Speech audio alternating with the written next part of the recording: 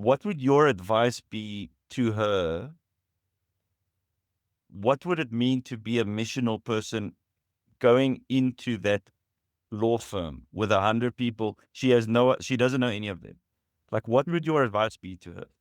So our our oldest daughter, before she started uni, she worked for a year in a caregiving place. And in that time, I just encouraged her.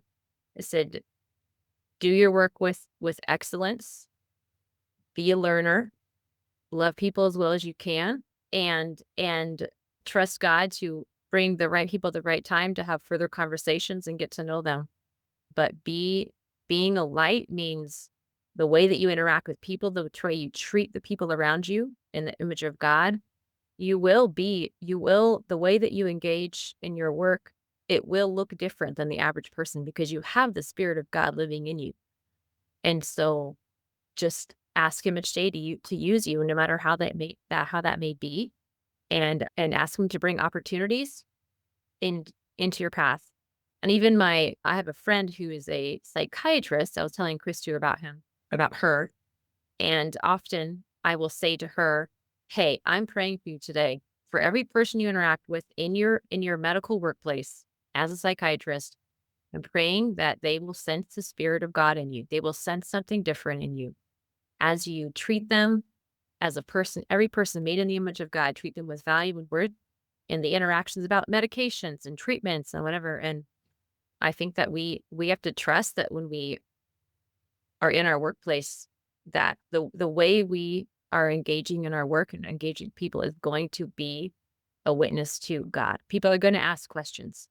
Why, you know, you're different in this way. Like when I used to work with teenage males in foster care, and I noticed that because I believed every person was made in the image of God, I really had hope for these boys that one day they they could change, they could get better. But I noticed that my coworkers who didn't have a biblical worldview, they were working with these teenage males who were pretty messed up, but they definitely did not see them as made in the image of God, and they had kind of lost hope. The way they treated these kids was kind of like, these kids are messed up forever. And I realized that my worldview enabled me to treat people with more value and respect, and I had a hope for people. And so I just think even the your worldview will change the way that you engage things, and people will notice that. And so yeah, would encourage my daughters to do their work the best they can as unto the Lord, as if they're doing it for Jesus himself. And that will be a witness. You will be salt and light, and ask him to lead and guide you in every moment of that day, every moment of that work day. So yeah, I would imagine that all of you ladies have thoughts about what it's like to be in your workplace and wonder, are you making a difference So in I that? would say I don't struggle with that at work so much, but more Yeah. the balance of being salt and light at work slash at home. And Yes. I mean, the struggle of mom guilt and should I not be a Yes. stay-at-home mom and be the best salt and light to my kids? Uh-huh. Mhm. I would say that's my biggest struggle currently. Mhm. Mhm. So Yeah. you feel like when you're at work, you do feel like, "I am salt and light in this workplace." But then you Yes, struggle with wondering if you have the right balance between that your mothering.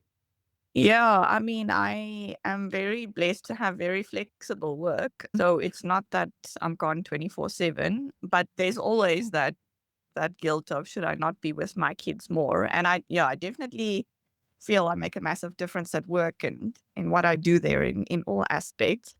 That's But awesome.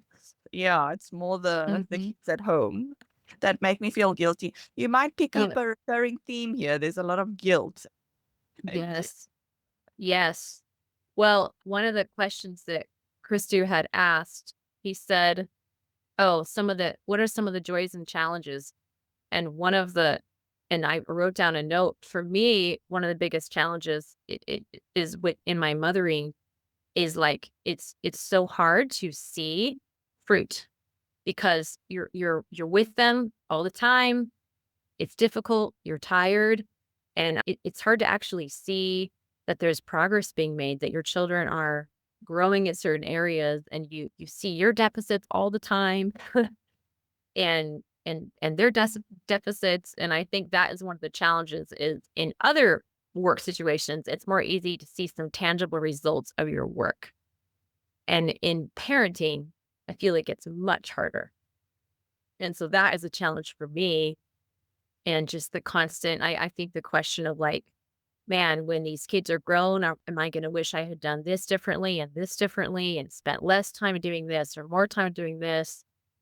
And I think I've sort of come to the place of realizing, okay, especially because now I have some kids that are grown, right? So that they're older. This realization that no matter what I do, it won't have been like I'm never gonna feel like it was enough. I think it's impossible to ever feel like I'm giving enough, that I'm mothering well enough.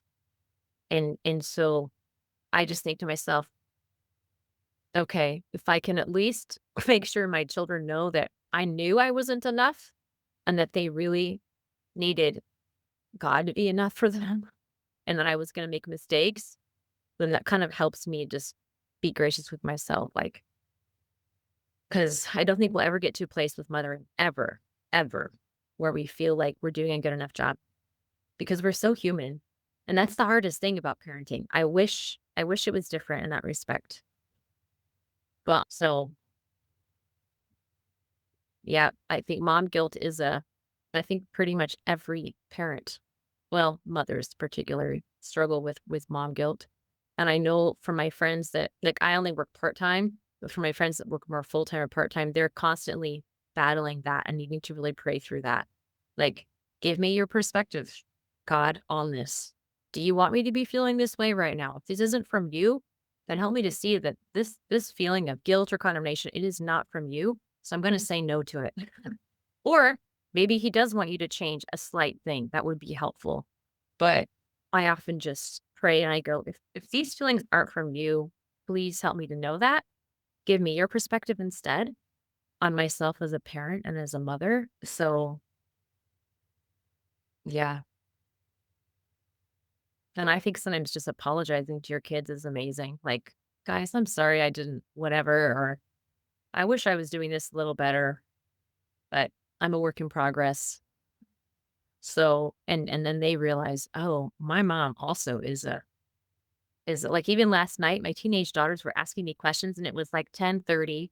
And I finally said, girls, I need to take care of myself now. I love you, but I have needs too. I have to go to bed. I gotta take care of myself. We can talk about this more tomorrow. And I'm feeling really worn out and tired right now, kind of discouraged. So will you pray for me? Like, and my one of my daughters sent me a text just before her school started. She's a 17-year-old. She said, Mama, I'm praying for you today. Thanks for telling me how you were feeling last night. You needed prayer. And it's okay to be weak in front of your kids.